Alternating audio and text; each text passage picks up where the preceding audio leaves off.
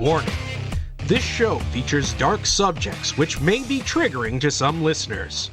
Listener discretion is advised. Welcome to Chaos Jar. I'm the loud and obnoxious one, J Wes Secord. Hey! Over here we have our host, and the big bag of facts, Bad Ben. Hey! And as always, we're joined by our good friend, A.T. Token. Hello! And we have a special guest today, as one of our biggest fans has joined us on the show. Say hello, Ashley. Hello! That is Ashley. Now, as usual, feel free to like, comment, subscribe, rate, review, the usual stuff. And then we will also like you to follow us on Instagram and Twitter at BA Chaos Jar. You can follow me on Twitter and, ask me questions. I'm lonely, sad, I need conversation. Ask me questions at I'm glad you asked _ Not sad. At all? Somebody cut onions in here? Oh, don't. Too much.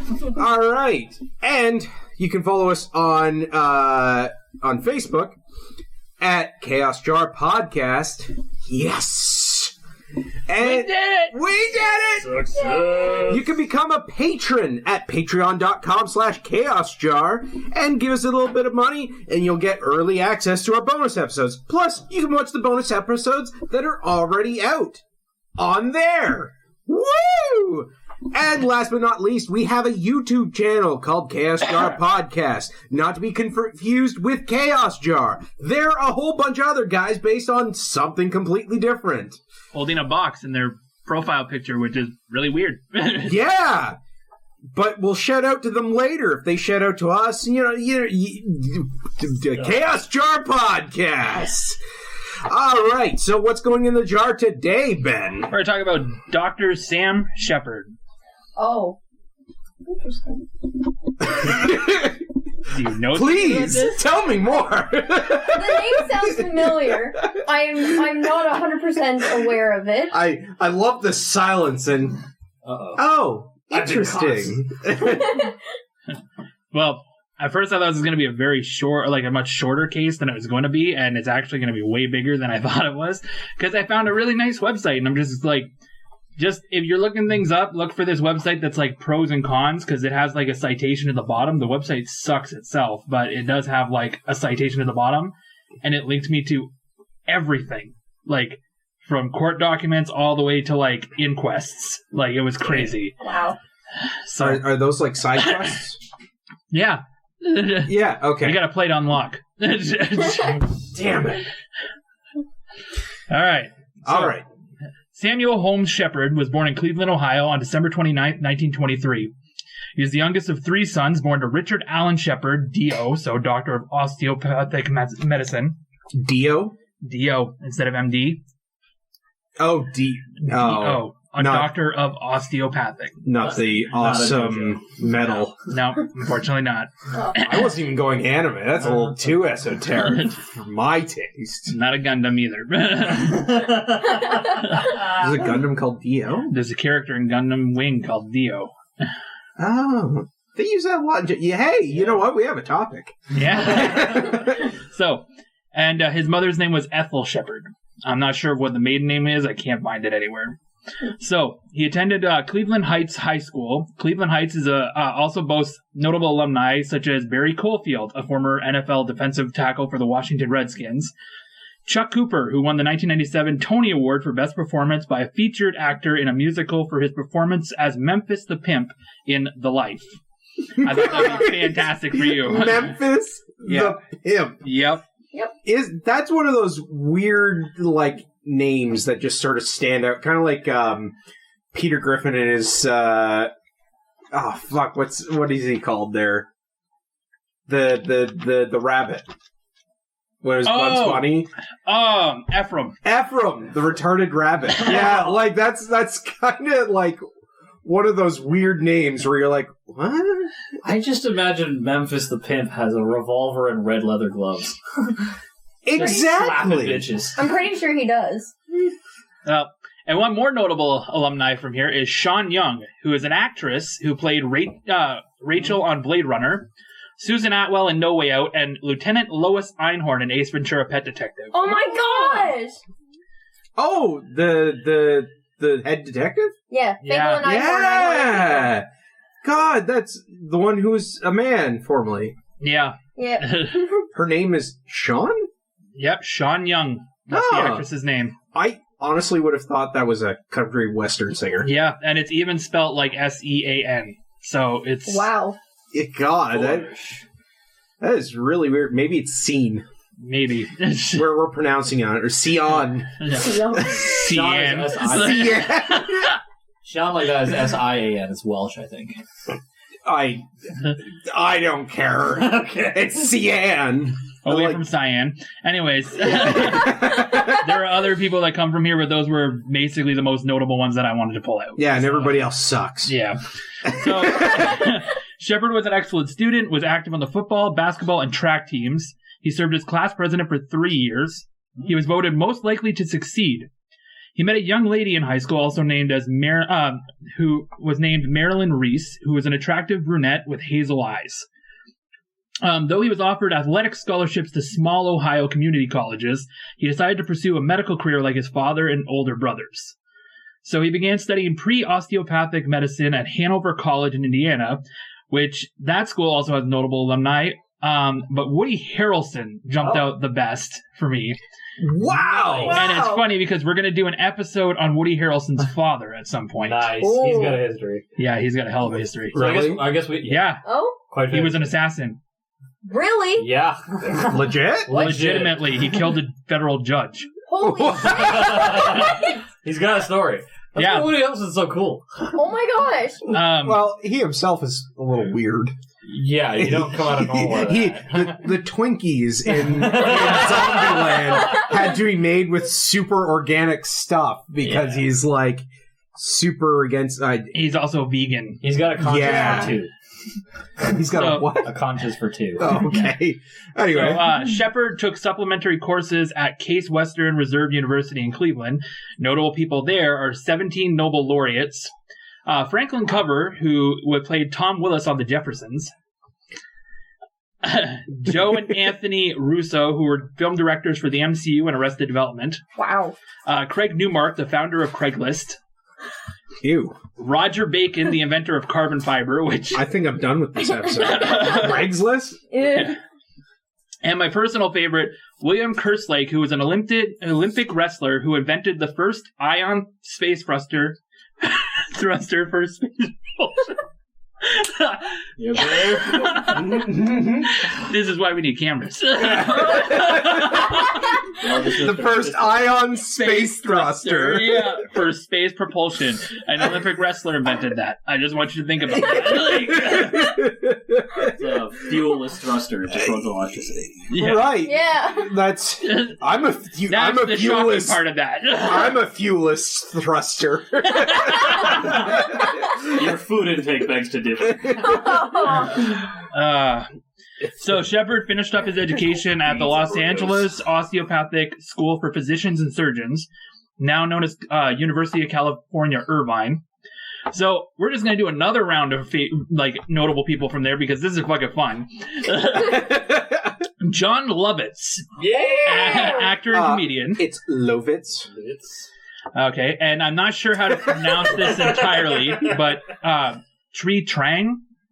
Yeah, Twee Trang, who played Trini on Power Rangers. Oh my god! She died. Terribly. In a bad car accident. Yeah. We're going to do an episode on that later. And Aurora Snow, a pornographic actress. In fact, when I was looking through this, there was a surprising amount of porn stars who were notable alumni of this school, which I find is really crazy. Aurora Snow, you said? Aurora Snow. Rapid Googling. Well, let's just give him Private mode. Got the jizz rags. All right. So, We gotta get cameras. Sheppard then completed his internship and a residency in neurosurgery at Los Angeles County General Hospital. He and Marilyn Reese then got married on February 21st, 1945 in Hollywood, before returning to Ohio a few years later to join his father's medical practice known as Bayview Hospital in 1951. So he basically did all this really cool stuff and then went back to work at a hospital with his father, which is like, he's just living his life. Like, he's a neurosurgeon and everything. I'll be honest, I think I lost who we're talking about. His name is Sam Sheppard. Sam Sheppard. Okay, cool. So the couple also had a 4-year-old son named Samuel Reese Sheppard, who everyone called Chip. Yeah, that's what I'd nickname someone named Samuel. Yeah. And they also had a... I got that information. Because he's like a little chip. It's like a little chip. Little chocolate chip? I think it's more of like, he's the chip off the old block, right? I see. Oh. Yeah. Yeah, so... Filling in the space. They also had a dog named Coco, who actually plays a really important role in this story. Oh. They're all well. Oh, no. So... Yeah. So, they settled into a beautiful home in Cleveland's elite lakefront. It's called Bayview. Like, that's Bayview Village. I mean, Cleveland elite is still... Yeah. Well, it's right on the lake. Like, right on the lake Erie. So the family threw many parties and enjoyed a lot of leisure sports. Their marriage actually seemed to be in really fantastic shape. Like, really fantastic shape. By 1954... Marilyn was pregnant with the couple's second child, and on January 3rd, Marilyn was 4 months pregnant. They threw a get-together and entertained some guests until just after midnight. The night ended with them all gathered around to watch Strange Holiday on one of the TV channels, which at that time there was only 2 available TV channels in 1954. On air, think about that now.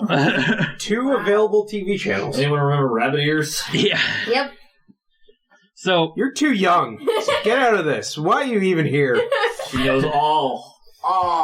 So Sam passed out on a daybed, and this ended their party. Marilyn walked everyone out before heading to bed herself. At 5:30 a.m. on July 4th, a neighbor and the mayor of Bayview Village, Spencer Hook... Their neighbor was the mayor? Yeah. It's a rich. small, elite place. Like, this is literally where the rich of the rich live. I'm paying attention, clearly. So he received a frantic phone call from Sam Sheppard, pleading for the neighbor to come to his house. My God, Spence, get over here quick. I think they've killed Marilyn. What? Like Monroe? So the neighbor and his wife arrived at the house to find Sam shirtless, his pants wet, with a blood stain on the knee. Oh, okay. Soon after, the authorities showed up, noting that Sam was very disoriented and in shock.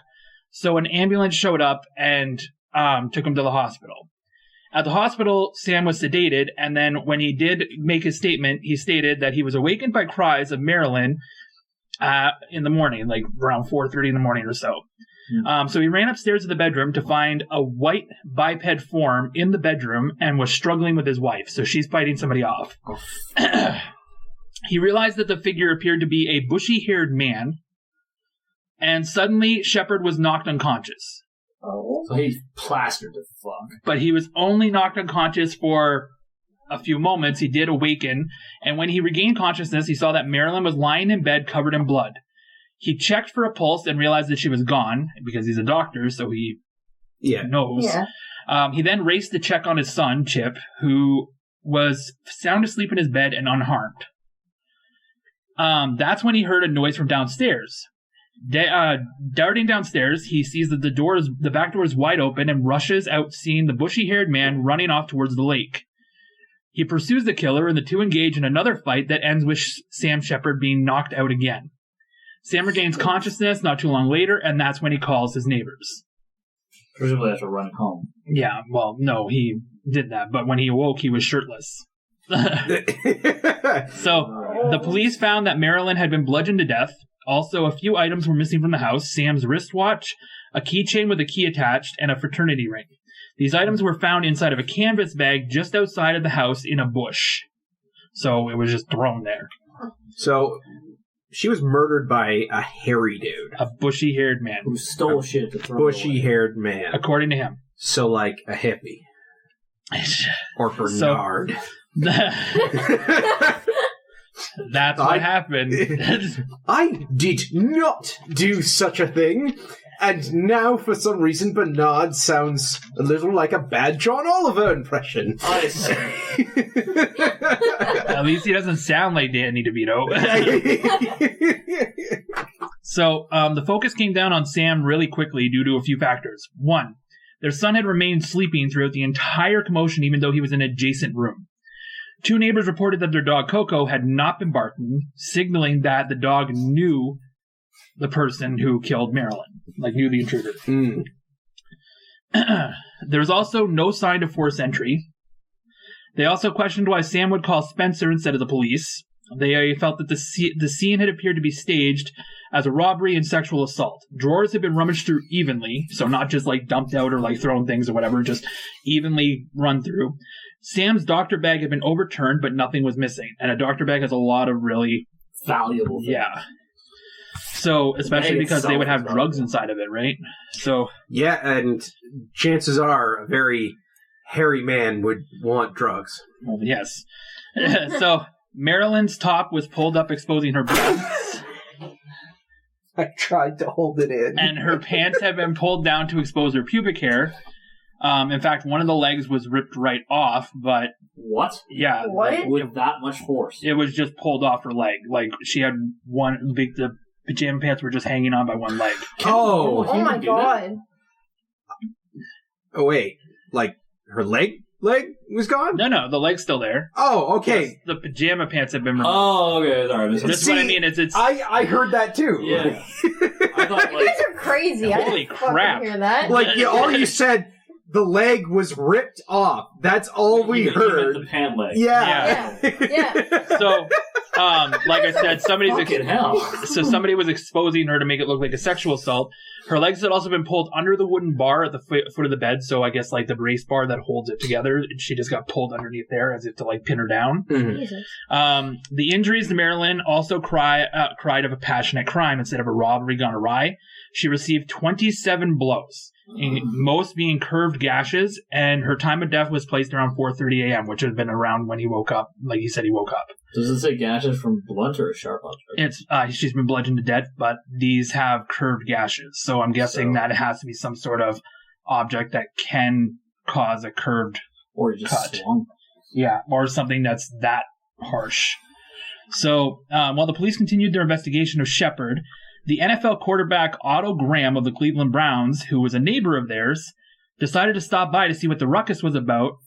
Otto's wife Beverly was a good friend of Marilyn's, and while Otto sweated away in training camp, Sam Sheppard would take Marilyn and Beverly water skiing in Lake Erie. So, even though the crime scene hadn't been secured yet, the police allowed Graham... What?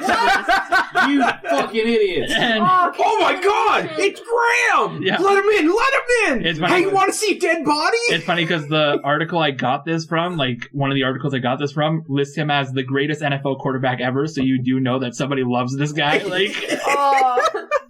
But yeah, so... God, in violation of every police procedure and courtroom procedure.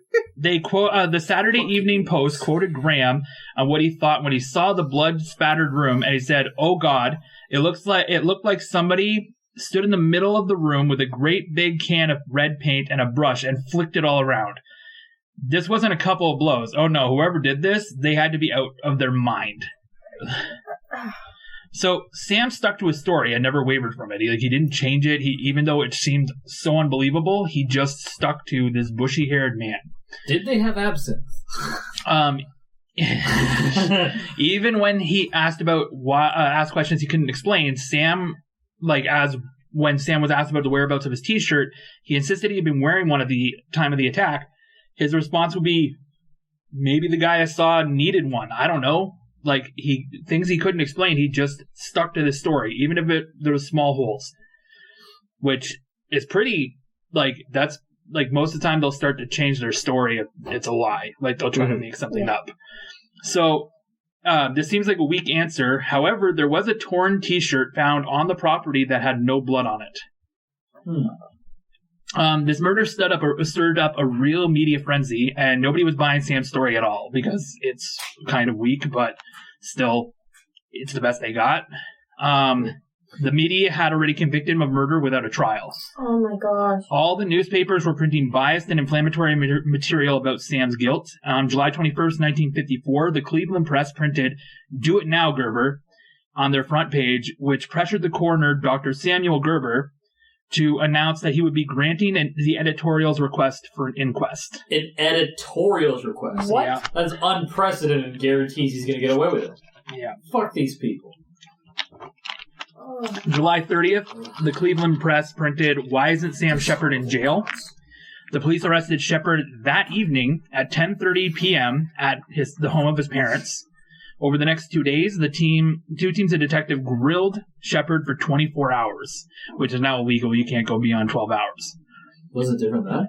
It was different then, yeah. There's a lot of laws. And still, however, they were unable to extract a confession. Sheppard stuck to his story.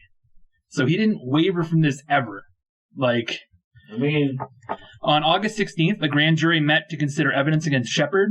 They listened to Mayor Hook describe a conversation with Marilyn in which she called her husband a jackal and a hide. Susan, they looked into this and they kept going through this whole thing. And so on August 17th, just one day after Sheppard had been released from jail, the grand jury returned a first-degree murder indictment, and this made him be rearrested. So he managed to get out on bail and then was rearrested. Yeah, nobody's getting bail for first degree. I've never heard of it. Yeah. So the investigators had obviously been really pressured by the extensive media coverage. This was all over the place. And the public opinion. A federal judge remarked that if there was ever a trial by newspaper, this is the perfect example. And the most insidious example was the Cleveland Press.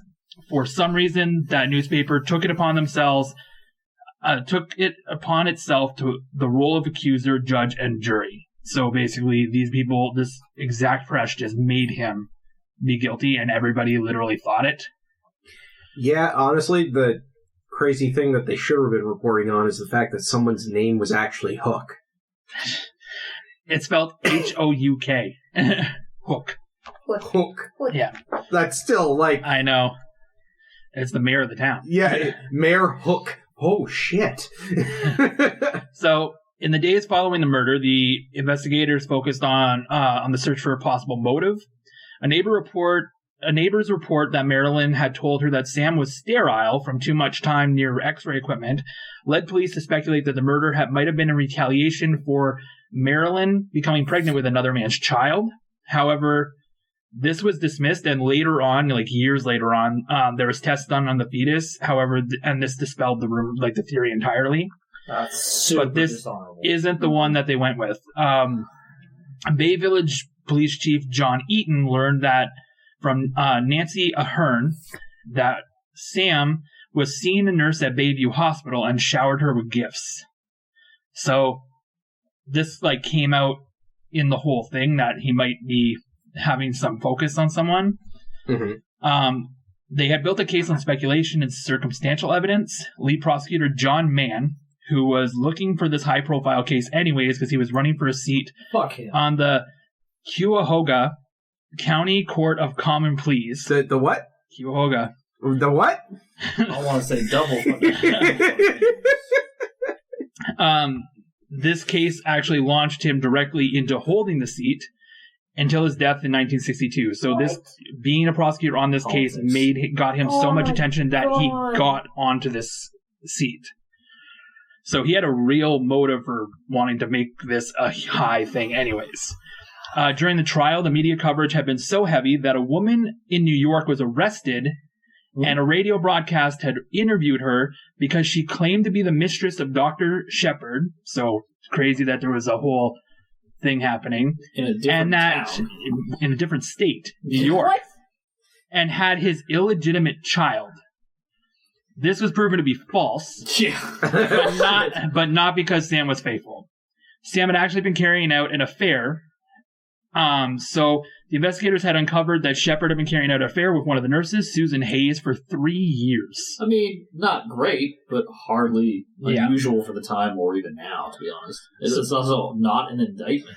Honestly, it's starting to sound like whether he did it or not just became irrelevant. Yes. That's what trial by media is. So the subject of the extramarital affair came up on July 10th at the sheriff's headquarters, where Sam Sheppard voluntarily appeared for questioning about the murder.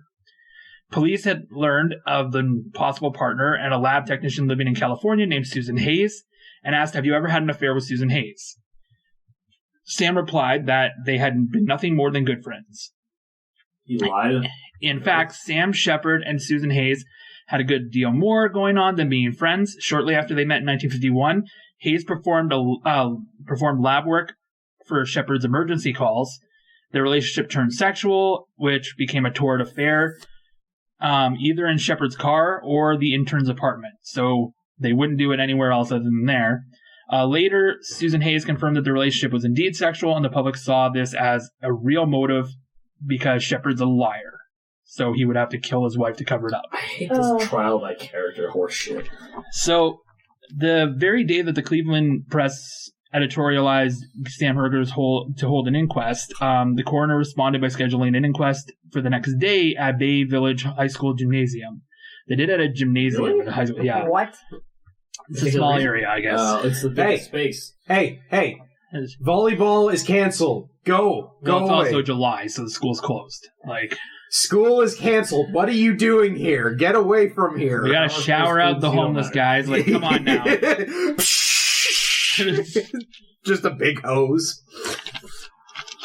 The gym was packed for the afternoon session of July 22nd, when Sam Sheppard, still wearing his neck brace because he was injured in this whole thing, he was even treated for these injuries at the hospital, sat at a table and answered Gerber's questions. Sam's attorney, Bill Corrigan, was forced by the coroner who's holding this inquest, his lawyer, to watch the proceedings from the stands. He's not even allowed to help him. You gotta sit up there. Just sabotage from the get-go. Oh. So, Sam's account of the event struck many observers as unnaturally detached and cool. Asked for examples whether he ran or walked to catch the form he followed down the beach. Sam replied, "I can't give you specific recollections. I proceeded as rapidly as I could."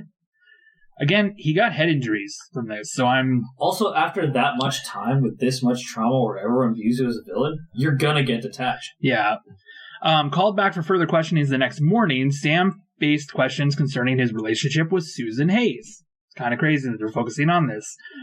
Sticking with his attorney's advice to deny any sexual relation on the theory that the questions are irrelevant That was dumb. and likely to be ruled and inadmissible in court, which they are. They're not part of this. Yeah, but it's a trial by media. Yeah. It's already a character fuck show. This is all wrong. So Sheppard answered absolutely not when Gerber asked, "Did you and Sue Hayes at any time sleep in the same bed?" The crowd seemed to cheer on Gerber as he pressed Sheppard for more specific questions concerning a particular 4-night stay at a private home in Southern California a few months before the murder. They openly cheered. Yes. It's a witch hunt. It was mostly females in the crowds that were cheering, from the spectators. So there were spectators for this as well, and it's an inquest, I get that, but come on. It wasn't a closed hearing, given that it was a public... No. It was in a public gymnasium. It's a public inquest. You can be in a public gymnasium and still close it. Yeah. So... Basically, this was all for the entertainment. Yeah. So when Bill Corrigan, watching the spectacle from his perch in the stand, shouted at the private court reporter he had hired to report audience hooting and hollering in the transcripts that he was preparing. So he had hired somebody to take the transcripts of this, with full bias. No, the lawyer. Yeah. Because they weren't going to have somebody taking transcripts. They were just going to eventually bring this to the thing, and the coroner was going to be the expert witness for the prosecution, and it was going to be his word versus theirs. So stenographers weren't a thing then? Not for a public inquest. You don't do transcripts. Oh my gosh. So he hired someone to take it, and that's why he said, yelling at the guy, yelling at the transcript person to be like, "Hey, write down that they're fucking cheering." If this is a public inquest, is there anything at stake for him personally besides public view? This is just because they pressured him into it. and it's to help this whole thing. So Gerber, because of Bill Corrigan yelling out, Gerber ordered the defense attorney to be forcibly removed from the gymnasium. So they got security and ripped him out of there for protecting his client. Oh my gosh. So the prosecution's theory was that this was Sam's motives for killing his wife, that he had an affair, and this is why he killed her. There was no direct evidence to rely on. John Mann, the prosecution, put forward that Sam's story was hazy and inconsistent with no accurate description of the intruder in his house. Also mentioned was the dog's lack of barking, that his son had not awakened, that there was no sand in Sam's hair despite the statement that he'd been knocked unconscious on the beach. The missing t-shirt was also an issue that the prosecution relied on. They really pressed on that, that there was a missing t-shirt. But they found it later. Yeah, they found one with no blood. They're not sure if it was his. And that was never really completely put into the court documents at all. So also part of the prosecution's case centered around speculative questions like why a burglar would first take belongings in the canvas bag only to ditch them in the bushes outside of Sheppard's house. The lack of a murder weapon posed a problem for the prosecution but the coroner, Sam R. Gerber, nearly circumvented this discrepancy by testifying that a blood imprint found on the pillow beneath Marilyn Sheppard's head was made by a two-blade surgical instrument with teeth at the end of each blade, like a scalpel. Oh. Scalpels don't have teeth. Yeah. That's such horseshit. There's no two-bladed scalpel either. So, inexplicably, Sheppard's lawyers left this vague assertion unchallenged. What? So, Sheppard's lawyer was denied access to physical evidence by the judge. Already illegal. Yeah. And therefore could not argue any assertion as to the blood droplets, murder weapon marks, blood splatter, so no validity, physical marks on the body. Challenged. Yeah, literally. All of this is just being thrown out there, and this kind of, to me, this violates the rules of discovery. Definitely, among other things. So Sheppard's attorney, William Corrigan, argued that Sheppard had severe injuries and that these injuries were inflicted by the intruder. Corrigan based his argument on the report that by neurosurgeon Dr. Charles Elkins, M.D., who examined Sheppard and found that he had suffered a cervical concussion, nerve injury, many absent or weak reflexes, notably on the left side of his body, and an injury in the region of his second cervical vertebra in the back of the neck. Dr. Elkins stated that it was impossible to fake or simulate the missing reflex responses. Yeah, you can't hit yourself from behind, folks. Yeah. So the defense argued that the crime was extremely bloody, yet the only blood evidence on Sheppard was a blood stain on his trousers. Corrigan argued that two of Marilyn's teeth had been broken and the pieces had been pulled from her mouth, suggesting that she had obviously bitten her assailant. What? So she fought back. So she tried to fight back. Which sits well with his story. He was fighting back. Any nail samples from her? That's just it. This is before DNA, really. It's 1954. Yeah, obviously. Pay attention. He told the jury that Sheppard had no open wounds, so if she had bit him, there would have been an open wound. Yeah. Especially with two teeth in it. Yeah. Yes. Jesus. Paul L. Kirk, who is a criminologist, later pointed out, if the beating had broken Mrs. Sheppard's teeth, pieces would have been found inside of her mouth. Her lips would have been severely damaged, which was not the case. So it's not even sure if these teeth were out there, but the defense was trying to rely on that as well. Conceivably, they could have been extracted. Yeah. If it shatters from blunt force, it'll break into multiple pieces. Susan Hayes had taken to the stand, but so did Sheppard on his own defense, testifying that he had been sleeping downstairs on the daybed when he had woken to his wife's screams. Quote, I think that she cried or screamed my name once or twice during which time I ran upstairs thinking that she might have been having a reaction similar to convulsions that she had had in her early days of pregnancy. I charged into her room and saw a form with a light garment, I believe at the time grappling with something or someone. During this short period, I could hear loud moans and groanings and noises. I was struck down. It seems like I was hit from behind somehow, but had grappled this individual from in front and generally in front of me. I was apparently knocked out, so he did try to like get in there, like, and then he got knocked out. Not only that, but that's the first and only indication of multiple assailants. Yeah. So the next thing I knew, I gathered my senses while coming to a sitting position next to the bed, my feet towards the hallway. I looked at my wife. I believe I took her pulse and felt that she was gone. I believe that thereafter, I instinctively or subconsciously ran to my youngster's room next door and somehow determined that he was all right. I'm not sure how I determined this. After that, I thought that I heard a noise downstairs, seemingly from the front eastern portion of the house. The defense called 18 character witnesses for Sheppard, and 2 witnesses said that they had seen a bushy-haired man near the Sheppard home on the day of the crime. Really? So there was an eyewitness of some So there is some validity to this. There's some corroboration to this insanity. So on December 21st, 1954, after 4 days of deliberation, the jury found Dr. Sam Sheppard guilty of second-degree murder. He was sentenced to life. He was sentenced to life in prison because they believed that she might have come out with the affair, found out that he had an affair, whatever. Speculative at best. But in all reports, I'll put this out here now. In all reports, he did state later on when he started openly admitting to it that she was completely aware of the affair. And they had spoken about divorce, but never went through with it. Do note, he slept in the daybed. Yeah. She went elsewhere. Yeah. Super common. Yeah. So this was a hard blow for Sam because he's sentenced life in prison. What's a daybed?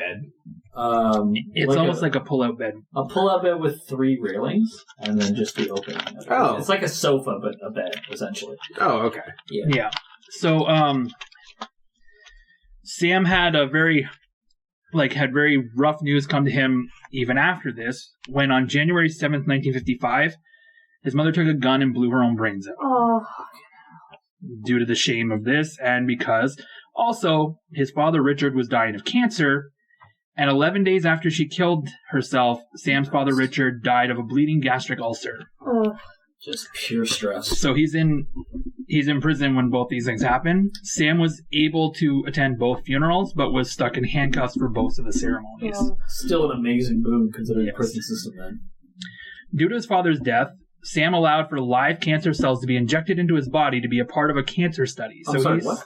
So there was a cancer study done in the 1950s that you would be injected with live cancer cells and see if that causes cancer, and it's part of a study to see if they can figure out the causes of cancer. Yeah. But he didn't get cancer. Really? Yeah. So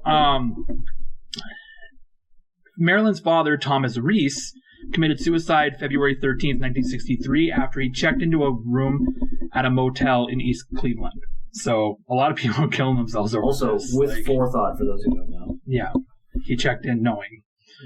It's also not his home. So William Corrigan, Sam's lawyer, spent 6 years filing and battling for appeals, mainly on the fact that the jury was not sequestered. There's all this extent. It's part of your 14th Amendment. It's part of your 14th Amendment. So the judge actually allowed them to not be sequestered, so they were still allowed to be influenced by the media, which was already a shit show happening. In fact, 2 of the jurors had heard that broadcast about that woman claiming the illegitimate child. Oh, no. And brought it to the judge's attention, but he did not dismiss those juries. What? In fact, he called members of the jury into his office, and one of them asked the judge a little bit about the case, and when they spoke about it, they were asking questions for the deliberation of the juries, and the judge openly stated to this woman that it's an open and shut case. The man's guilty as hell.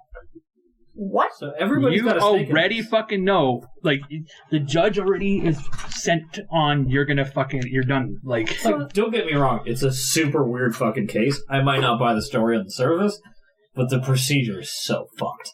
So, in 1961, Corrigan actually passed away during this whole battle for appeals, and a new lawyer came to Sam's aid, Francis Lee Bailey Jr. He took over as the lead attorney. We're going to talk about F. Lee Bailey for a moment. He's known for quite a few clients. In fact, a whole whack of murder trials. This is his early days. This is one of his first cases. Not uncommon to make a name for yourself.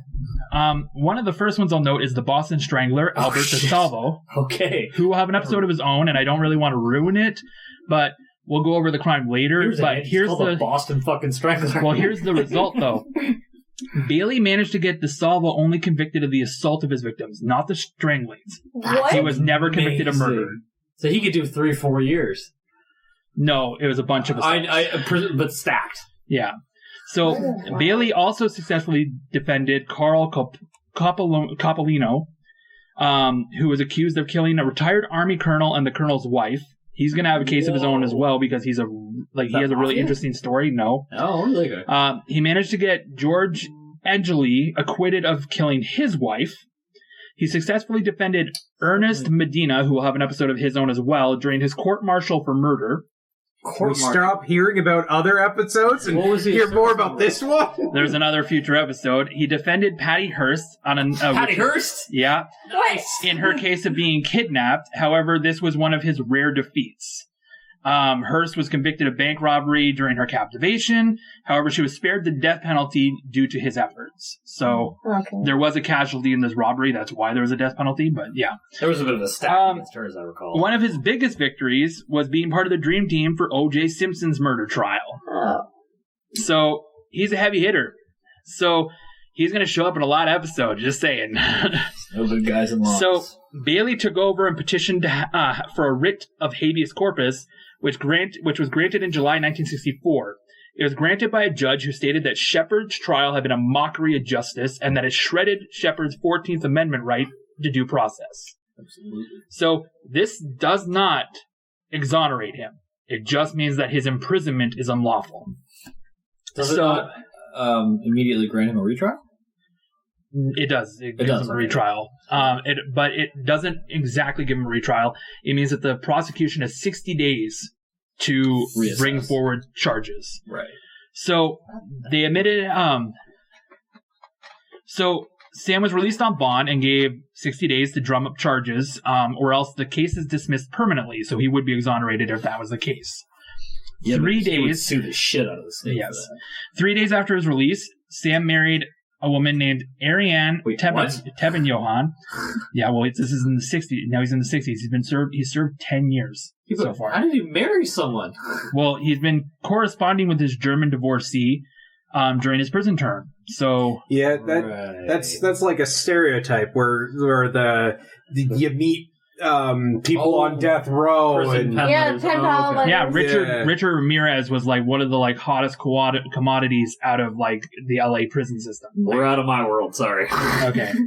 So the two had become engaged in 1963. Oh, okay. And she had endured her own little bit of controversy after the engagement was announced because her half-sister was Magda Ritschl, the wife of Nazi propaganda chief Joseph Goebbels. Goebbels? Really? So she held no Nazi views of her own. Full fucking circle. But on January 7th, 1969, Sheppard and Tebben-Johann's marriage was divorced. It was dissolved. So they eventually did get divorced in 1969.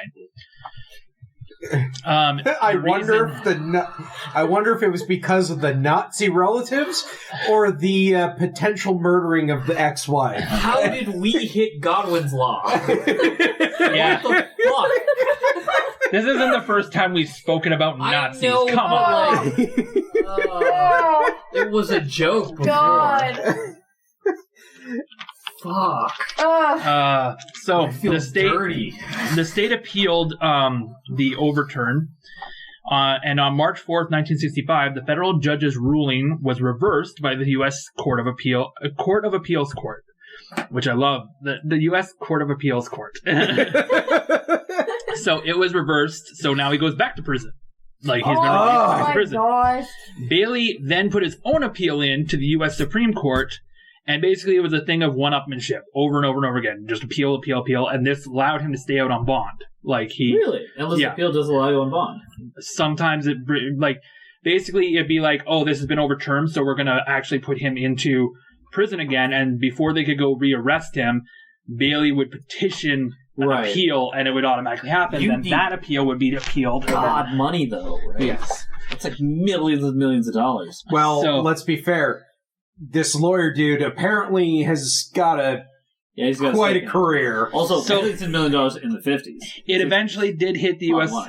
So it eventually did hit the U.S. Supreme Court, who on January 6, 1966, in a vote from 8-1, struck down the murder conviction. Thank you. Fucking realism. The decision noted, among other factors, that the carnival atmosphere that permeated from the trial, and that the trial judge Edward G. Blythen had died in 1958, was biased against Sheppard because Judge Blythen had refused to sequester the jury. No shit. Not to mention all the procedural irregularities and flagrant illegal behavior. He had also stated to columnist Dorothy Kilgallen, I guess, shortly before the trial started that, well, he's guilty as hell. There's no question about that. So not only does a jury member state this, but this was in a newspaper. Which they openly allowed. Yeah, so Sam had served essentially 12 years in prison. Like, almost. Jury... Did he sue the state? He's not exonerated yet. Jury selection for the retrial began on October 24th, 1966. Opening statements began 8 days later, so this was really quick. He was, like, in June, he's allowed that it's struck down. To be fair, this is an embarrassment for the state, so they're going to run this as quick as possible to give the lawyer no chance. The statement, and so jury selection began, and opening statements were 8 days later, and the media picked it up all over again. However, the jury was sequestered this time. They cannot be exposed. It would have been thrown in seconds otherwise. Yeah. So prosecutors tried to go with the same theory, but in 1962, John Mann was dead. So they no longer have that, but they're going with his same theory, and they're using the same tactics and most of the same expert witnesses. Which is the whole that well, he cheated. Yeah. That's the reason. 12 years later? So witness testimonies are irrelevant. So Bailey saw this coming and quickly and aggressively discredited all the prosecution's witnesses and evidence in cross-examination. So he was super quick to just fucking tear everything to shreds. When coroner Samuel Gerber testified about a murder weapon that he described as a surgical weapon, Bailey led Gerber to admit that they never found the murder weapon, which was not something that came forward before. They didn't say they didn't have the murder weapon. They just said that this is what... Also, the coroner's description was a mythical weapon that does not exist. Yeah. And he then put it forward and had Gerber admit that nothing ties Sheppard to this murder. Outright? Basically, because there's no evidence. Dismissal right there. But there's no evidence. Basically he made... How did the case not get dismissed on that point alone? Because it's all on circumstantial speculation. Which is a dismissal. Not entirely. There has to be enough motive, right? So it was during this trial that Paul Kirk presented not true. blood spatter evidence that he collected in Sheppard's home in 1955 that was not allowed in by the other judge. So he had blood spatter evidence suggesting that the murder was left-handed. Sheppard is right-handed. Oh my god! Oh shit! So in his closing arguments, Bailey scathingly dismissed the prosecution's case against Sheppard as, quote, 10 pounds of hogwash in a 5-pound bag.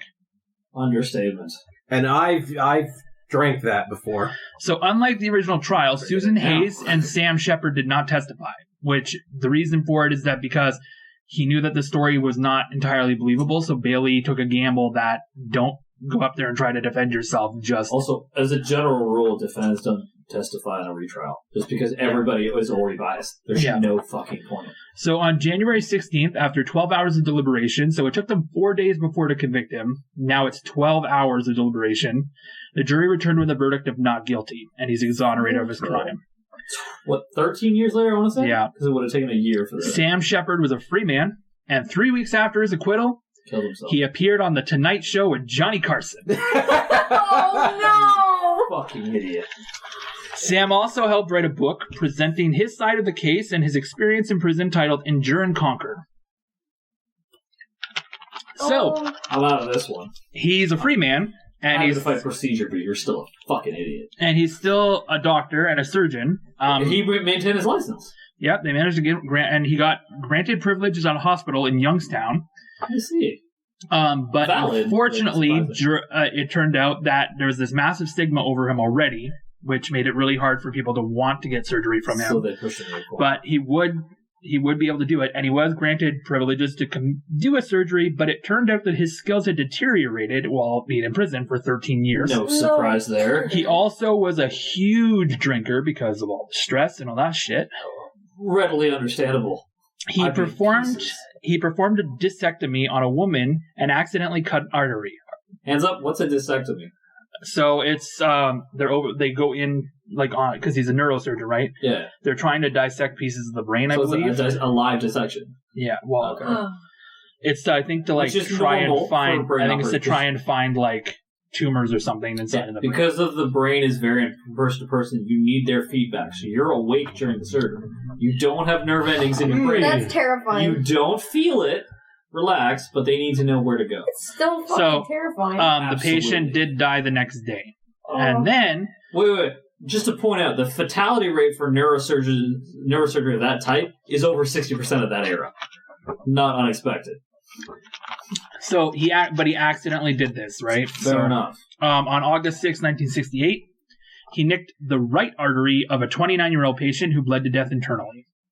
So he sewed him back up after he nicked it. Yeah, but that's inexcusable. An artery in no place. So he resigned That's from the staff a few months after wrongful death lawsuits were filed. As he should have. Yeah. So, what is a former doctor who has all this media attention for murdering his wife and getting off with it, and everybody looks at you like you're fucking... Get a cottage and go fishing. Yeah. He's a huge alcoholic with possible PTSD from not only the murder and the attack and all this other shit, And prison. and then having 2 bodies on your own hands from shoddy surgery skills that were given you because of prison. What do you do for a job? What kind of profession do you get? Sell out! Sell out! Great Sell digger. out! Sell out! You become a professional wrestler. I'm so happy all of a sudden. Yes! Excuse me? Yeah. So Sheppard was trained for professional wrestling by George Strickland, How old is this man? Right now? 45. 45, okay. Cool. The tail Which is a really bad age to be starting professional wrestling at. the tail end of any professional. So, Sheppard made his debut August 1969 against Wild Bill Hawk Oh no. Oh no. at the age of 45 under the name Killer Sam Sheppard. Oh! Ugh. Poor Nate. How old was Bill? I don't know. I don't have He that. must have been information. like 10 years younger. Oh my than me. god. Who gives a shit? Let's talk about Killer Sam Sheppard here. That's such poor taste. So he would wrestle over 40 matches, including tag team matches with his partner George Strickland. George and Sam were such close friends that Sheppard married Colleen Strickland, Oh, wow. George's 20-year-old daughter. Oh! I mean, even with the times, it's a little fucked up. Due to his notoriety, Sam was a huge draw for crowds, as he would As be. a- Yes. And this is before WWE became like a huge thing. Even the NWA wasn't a thing. So He this was a is heel, massive. right? Yes. Yeah, of course. And he actually used his like anatomical knowledge as a doctor to precision invent strike people. to invent the move, the mandible claw, which is a move that is now used by Bray Wyatt, but was made famous by Mick Foley. It's literally you take these 2 fingers, jam in somebody's mouth, and you hold down their tongue, but it's supposed to be a thing that you're going down their throat and slowly suffocating them. Oh my gosh. Good way to lose your fingers, folks. Don't try that at home. Yeah. So Sam, by this point, was wrestling and drinking as much as 2/5 of liquor a day, which is 1.5 liters. Jesus. On April 6, 1970, Sheppard collapsed in his kitchen and basically was found dead in Columbus, Ohio. Earlier reports indicated that Sheppard had died of liver failure, and the official cause was Wernicke encephalopathy. What? I don't know. It's some sort of brain damage caused by advanced alcoholism, Of course, the cost syndrome. I guess. What they clearly cause I water don't on know. the brain. So basically, he lived the tail end of his life like he lived the rest of his life. Fuck it, let's have some fun. Yeah. So he Good was for buried him. in Forest Lawn Memorial Gardens in Columbus, Ohio. His remains were there until September 1997 when he was exhumed for DNA testing I'm sorry, as what? part of a lawsuit brought on by his son to clear his father's name. Okay. Because of this whole, there was also that theory that he wasn't the father of the fetus. So they did DNA back. Yeah. Ugh. After the test After the test, the body was cremated and the ashes were interned in a mausoleum right next to his murdered wife. Oh. Sam's son, Chip, that was a real rough one, never believed that his father was the killer. He would fight extraordinarily hard to clear his father's name. Sam had never given up trying to catch the bushy-haired man. He did as much as he could to try and clear his name and get real justice, and that mission was picked up by Chip right off the bat. In 1989, Alan Davis, who was a lifelong friend of Sheppard and an administrator in his estate, sued the state of Ohio for Sheppard's wrongful imprisonment. Absolutely. With his son there as well. Mm-hmm. By the order of the court, Marilyn Sheppard's body was exhumed, in part to determine if she was carrying a fetus fathered by Sheppard. At the request of the son, correct? Yes. Good. Terry Gilbert, an attorney retained by the Sheppard family, told the media that, quote, the fetus in this case had obviously been autopsied, so somebody had ripped it open. Oh my god. A fact that had never been previously disclosed. Gross. This It speaks of massive premeditation for those unaware. This, Gilbert argued, raised questions about the coroner's office in the original case, concealing permanent evidence. Due to the passage of time and the effects of formaldehyde, the fetus's tissues had been broken down and paternity could not be established. So they could not determine whether or not it was valid or not, that he was the father. So during the civil trial, plaintiff attorney Terry Gilbert contended that Richard Eberling, sorry, I went a whole different way there, an occasional handyman and window washer at the Sheppard home, was the likeliest suspect in the murder. Eberling found Marilyn attractive, and he was very familiar with the layout of the Sheppard home. In 1959, while questioning Richard Eberling, detectives were doing this on various robberies in the area. So he was known to burglar places anyways in 1959. So he has quite a history. So Eberling confessed to the burglaries and showed the detectives his loot, which included 2 rings that belonged to Marilyn Sheppard. Oh my god. Shit. Eberling stole the rings in 1958, a few years after the murder, from Sam Sheppard's brother's house, taken from a box marked personal property of Marilyn Sheppard. This is what he says happened. In subsequent questioning, Eberling admitted his blood was at the crime of Marilyn Sheppard. So his blood was there. So he was on site and he openly admitted to this. Yeah, he stated that he had cut his fingers while washing the windows just prior to the murder and bled while on the premises. Bleeding while washing windows, I'm sorry. It makes about as much. As part of the investigation, Eberling took a polygraph test, which are not usable in court. Completely inadmissible. Which was questions about the murder of Marilyn, and the polygraph examiner concluded that Eberling did not show any signs of deception in his answers, which are easy to be fooled. Also meaningless. Yeah. Without a standard. You know what? I'm liking this theory about he cut himself washing windows. Because, I just imagine he was washing the window too hard that he just smashed his hand through. And it's like, oh, damn it. Could you imagine he's washing the window while the murder's happening and being like, sorry, guys. Sorry. Oh, my God. Oh my god. This is awkward. Yeah. So, in his testimony in the 2000 civil lawsuit, Bailey stated that he rejected Eberling as a suspect in 1966 because I thought he passed a good polygraph test. It was proven later that experts reviewed this polygraph and found that it was either inconclusive or that Eberling was deceptive. To whatever credit there is for that era, polygraphs were believed to be valid for some time. And Bailey's I don't know if it qualifies for that. Bailey also took a course on becoming an expert in polygraphs. So you would think that he would know better, but that's the attorney that got. Fuck it, Sam I'll be off the evil anyways. guy. Fun fact for you criminals: pinprick when you're doing the standard, it offsets the baseline. So when you answer your name, pinprick yourself. It'll all look like it's invalid. They're bullshit. They're worthless. I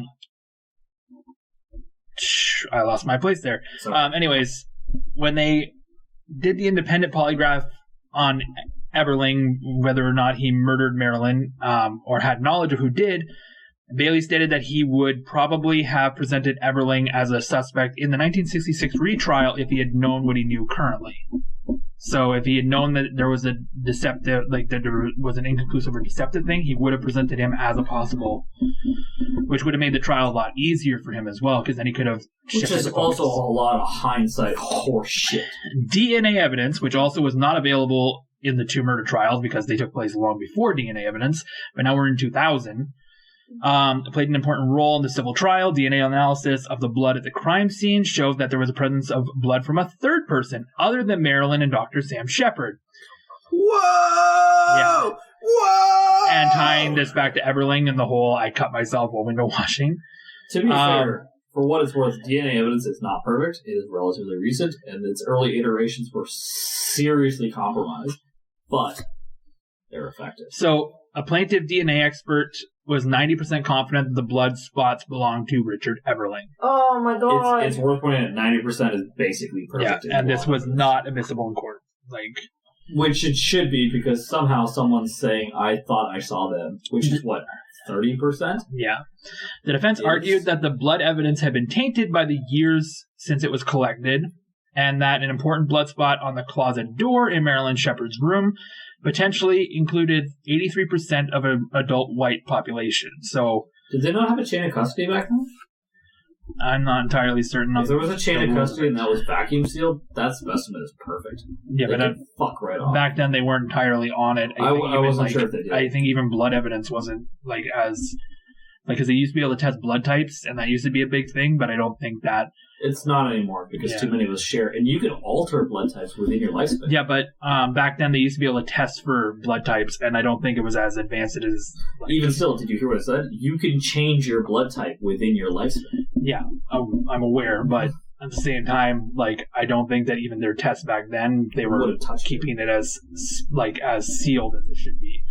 And also, they brought in that fucking quarterback. Yeah. Contaminated everything.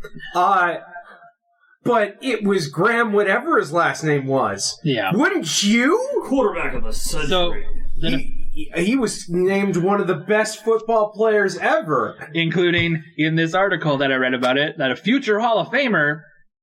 Yeah? Whoa. Out of sheer curiosity, did he? What? Did he make the Hall of Fame? I have no idea. Okay, fair enough. I should look that up, right? No. I'll look it up. Anyways, Otto something? I don't know. Graham. Otto Graham. There we go. Graham. So, the defense pointed out that the results of the 1955 from the older blood typing technique, the blood collected from the closet door was type O, while Everling's blood was type A. So, this whole thing is just all about Richard Everling from here on out. They're trying to put him as the one. Throughout, Richard Everling was associated with a woman who had suspicious deaths, and he was convicted of murdering Ethel May Durkin, a wealthy elderly widow who died without any immediate family. So he has killed someone before. So Durkin's 1984 murder in Lakewood, Ohio was uncovered when a court-appointed review of the woman's estate revealed that Everling, Durkin's guardian and executor, had failed to execute her final wishes. Wait, what? Which included stipulations on her burial. So he tried to weasel out as much money as he could from this. Criminal, essentially. Durkin's body was exhumed, and additional injuries were discovered that in the autopsy that did not match Everling's previous claims of an in-house accident, including a fall down a staircase in her home. So he had basically beat the shit out of somebody and then said that she fell down the stairs and died. For a fun fact, we groomed Otto Graham's history. He's been PR'd. Yeah. Hard. In subsequent legal action, both Everling and his partner Obie Henderson, I love Obie, like that musician, were found guilty in Durkin's death. Coincidentally, both Durkin's sisters, Myrtle Frey and Sarah Bella Farrow, had died under suspicious circumstances as well. Frey was killed after being savagely beaten about the head and face and then strangled. So very personal. And Farrow died following a fall down the basement steps in her home she shared with Durkin in 1970. a fall in which she broke both legs and both arms. Somebody killed this cunt slowly. So although Eberling denied any criminal involvement in the murder of Marilyn Sheppard, Kathy Wagner Deal, who worked along Eberling in caring for Ethel May Durkin, also testified that Eberling had confessed to her in 1983. A fellow convict also reported that Eberling confessed to the crime. So they're all trying to point this finger at Eberling. I would discount the value of a convict. Yeah, because they try to turn off. Yeah, they can get something out of that. But Jesus, the history paints a pattern. So Eberling died in Ohio prison in 1998. So he got to see the beginning of this trial, but didn't get to go all the way through. What was his conditions? Do you know? What do you mean? Was he a max? He was serving a life sentence for the 1984 murder. So was he a max? Okay, fair enough. Steve Deaver led the defense trial for the trial team for the state of Ohio, which included Assistant Prosecutor Dean Maynard Bolin and Kathleen Martin. They argued that Sheppard was the most logical suspect and presented expert testimony suggesting that Marilyn Sheppard's murder was a textbook domestic homicide. I don't think it's textbook at all. I want to highlight the bias of the state in Yeah. defending the honor of the state, disregarding the truth. Fuck these guys. Yeah. So they argued that Sheppard had not welcomed the news of his wife's pregnancy. He wanted to continue his affair with Susan Hayes and with other women, which... No evidence of. Yeah. There's one affair, which was open, as far as I can tell, between the two partners. And he was concerned about the social stigma that a divorce might create. However, in that inquest, when they asked him about things going on with Marilyn and how, like, the unhappiness of his, like, thing, he always said that he loved her and that he felt that even though when they had rough parts or had fights or anything, he always felt she was in his corner. He, like, all his statements always obviously show somebody who loves somebody. Full affection. No deterioration. So they claim that the evidence showed that Marilyn Sheppard may have hit Sam Sheppard, sparking an angry rage that resulted in her bludgeoning. Wait, what? What? That's what the state is trying to argue. Oh, they're trying to argue. Okay. Yeah. There's actual evidence. Yeah, I was like, wait, what? I was thrown off there. Well, I think we all were. We were like, what? He was the murderer? No, what did we go through this for? The language of that is so severe and so leading that it's borderline horseshit. So Boland evaluated the evidence that had been considered by 50 years of investigators, journalists, and others. And during the trial, he had been first to suggest the murder weapon used by Sam Sheppard was a bedroom lamp. So now they're going away from the scalpel. Now it's suddenly a fucking lamp. Well, scalpels aren't blunt, last time I checked. So it was never the fucking scalpel. So the defense asked why Sheppard... lacerations could actually come from... Lacerations can come from blunt objects if swung with enough force and enough distance, especially with a grazing hit. There's another tool that we're going to talk about that might fit as well. The defense asked why Sheppard had not called out for help, why he had neatly folded his jacket on the daybed in which he had said he had fallen asleep. Nobody there, reflex. Why the family dog, which several witnesses had testified in the first trial, was very loud with strangers who came to the house, had not barked in the night of the murder, implying that the dog knew the killer. The jury deliberated for 3 hours on April 12, 2000, and returned with a unanimous verdict of 8 jurors, because there's only 8 jurors in a civil trial, that Chip had failed to prove his father wrongfully imprisoned. Wait, what? Yeah. So the civil trial will not give them anything. Do these people not know what proof of works? On February 22nd, 2002, the 8th District Court of Appeals ruled unanimously that the civil case should not have even gone to jury on the grounds that the statute of limitations had expired. So they basically said that he doesn't already apply. Dead. That I know that doesn't apply for retrials. That's horseshit. So, in August 2002, which is the same year that this happened, the Supreme Court of Ohio denied to review the appeals of the court decision. Which is within their rights based on the previous appeals, but is such an asshole. It's fucked up, eh? Oh my god. So, I want to put forward another suspect that did come up, but isn't, as mentioned, and it's only a more recent suspect that came up. James Call, a washed-out Air Force major who had deserted his post. James Call had been causing a ruckus at the time and had broken into Dr. James Perkins' camp on August 5th, 1954. I want to point out, desertion is the lowest of fucking crimes among the Army forces, and drug use among Army forces is pretty fucking high, considering doctors just want to get rid of you. So you get psychosis, you get all sorts of weird shit going on. So he had broken into Dr. James Perkins' camp on August 5th, 1954. The attention to break in came when officers noticed the curtains being drawn shut while James was making himself a coffee. So they noticed that this empty camp all of a sudden had the blinds just go. Which in of itself is a strange thing to notice. Yeah, but it's in the middle of the night as well. The reason that they were out and looking for this, patrolman Dominic Valise, Bernard Feld, Richard Dick Pelkey, and John Fagan were out. Yeah, they were out there because there had been a number of break-ins in the area, in homes and in bases and all this kind of stuff. There's a history of this shit too. Over the months since he had deserted. So he deserted and then was basically living in the wilderness and breaking into places to get money, including one where he stole $100,000 worth of jewelry from a house. Which he had no fence for. Yeah. So they approached the camp at 12:40 a.m. and they confronted him down in the basement. So they're outside the window of the basement yelling down to him. He was hiding in a shower stall. And all of a sudden, he just started firing. Wait, what? Yeah, he started shooting. That's not in his favor. Patrolman seems like a natural response. Patrolman Pelkey was struck in the chest and leg, and he would die at the age of 31 a few days later at the hospital. So he's a cop killer. What links James to this crime is the fact that he was already running amok and the break-ins were already happening, including the $100,000 jewelry thing. So he was looking for rich homes. And he was pretty good at breaking into places. He also liked to use a crowbar as his main tool to gain entry or as a weapon. Fits the blunt object and the sharp laceration. And the curved lacerations. He had been hiding in the wilderness to avoid detection, which led to an unhygienic and unkempt appearance, a bushy appearance.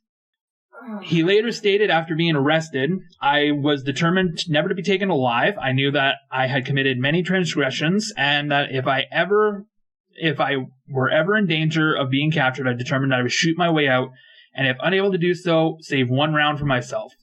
But he did manage to be apprehended. He was apprehended after a 3-month manhunt and sentenced to prison stay in 1955. After 13 years and 9 months, he was granted parole. He was killed in a car accident in 1974 after purchasing a Lotus Europa. I don't know why I did that. Yapura. Sounds like Europa. An exotic drink. Yeah. Yapura. Do you want an Apura? No. So. Yapura drink for me? Sounds sour. But here's the thing. He purchased this Lotus Europa, which is a really expensive car at the time, and I think even now. And it's known that he did not purchase the car with prison wages. And since the jewelry he took was never recovered... Never? Never. But he did have a fence. He managed to get money off of this. So I think he must have stashed it somewhere. And then... For something of that value, you need a fence. Yeah. So, we can only assume that he bought the car that he crashed and got killed in with the money from what he stole. So, there are a lot of mentions of this, there's a lot of pop culture around this that comes up that we don't really realize, including The Fugitive, which was a miniseries in the 1960s and then became a movie that starred Tommy Lee Jones in it. Yeah. And it's all loosely based around Sam Sheppard, even though the producers of these film series, the TV series and the film state that it's not, but they're very close in a lot of ways. And the movie The Lawyer is based around F. Lee Bailey actually fighting for Sam Sheppard's freedom. Huh. Interesting. Yeah. And that's the whole case. Oh my gosh. That was a completely different Sam Sheppard than I was thinking. Wait, what were you thinking? There's a Sam Sheppard that's a playwright. Oh. Yeah. Did he murder someone? No. Oh, then why would he be on our podcast? I don't know. He might have had a double life. I don't know. Well, it's funny because I'm starting to look up cases for people just for crazy stories. For instance, I'm doing the UWF owner because he was a crazy cocaine guy, and at one point he's running down a street naked with high on cocaine because he tried to ditch out on 2 prostitutes, and the pimp decided to try and beat him up, so he jumped out of a 2nd-story window. This is the least crazy story about this guy. Funny story. I've done that. What, tried to beat up a guy for ditching out your prostitutes? Sure, let's put it from that angle. They also talk. And that's it's a really good story. Yeah, don't get too involved. He would even have sex with cowboy boots on all the time. Were they red? I don't know. Is that significant? Yes, red cowboy boots are the perfection. You can put that on a T-shirt. I'm not kink shaming. Put that. Perfection is a different thing than kink. Put that on our when we make a shop with a T-shirt logo. That red cowboy boots are perfection. That's boom. Hey, Secord, can you add a cowboy yeehaw right now? No, Secord, not you. Huh. Try that. These all the tokens. I'm just saying. Yeah, I gotta fill in the gaps. Cowboy token? I'm Mexican, don't fuck with me. Yeah, that's the whole episode. Oh my god. Wow, that was interesting. It's a fun one. I find it's really sad that they all just crucified him, and the newspapers are what basically got him. Well, the media basically just killed several people in his family. So they still don't know who killed her. It's an unsolved crime. I put forward a few other suspects, but everybody's there's still a lot of people who are determined that he did this. And your determination is irrelevant. The lack of concrete evidence in either direction means fuck you. You don't know. I even came across a website that literally had it why he's guilty and why he's not guilty, and it was broken down into these 2 columns, and literally it was all this evidence and all this evidence, and they both matched up, but they would even show where this evidence that shows that he's not guilty outweigh completely is it completely discredits the evidence that shows that he's guilty on this one. So it was crazy how they linked it. It was well done, but very elaborate. The procedure is garbage in this case. All of this needs to be thrown out. This is not how you do justice. Even if he did do it, he deserves to get away with it because you fucked up that hard. This is inexcusable for a system of justice. Token 2020. For office in 2021. I hate to break it to you, but it is 2021. I realized that right after I said it. Quite the roller coaster. Yeah. My favorite part of the whole thing was he became a professional wrestler. And he called himself Killer. Yes. Oh my god. That came out of nowhere and was the dumbest PR move of history. But it worked? Huge draw. No, he made money. He drank himself to death. Yeah, but he was already going to drink himself to death anyways. He was already depressed and whatever else. That's why. So now, not only does he take the advantage of not feeling the pain from the alcohol, he gets to earn money for more alcohol. Yeah. Alcoholism. I was gonna make a joke saying, and he was fucking alcoholism. It's funny. And it's fucking his his tag team partner's 20-year-old daughter. So Only tagged her. Yeah. Oh, Tom. No. Rightfully so. All right. Well, that was our episode. Thank you very much for our guest for coming out, Ashley. Thank you for having me. I feel bad and I am bad. I feel like this should be you doing this as the fish. What? Reginald? Oh, well, all right. I believe so. All right. So remember to like, subscribe, rate, and review. You know, the usual stuff. Plus, And there's no hand puppet. Like, come on, man. there's only one here! Fine. Reginald's here. Make sure you follow us on Instagram and the Twitter at BA Chaos Jar. You can also follow J Wes Secord at I'm glad you asked _ He is sad and lonely. He has only fish puppet hands to keep him company. You can also follow us on Facebook at Chaos Jar Podcast.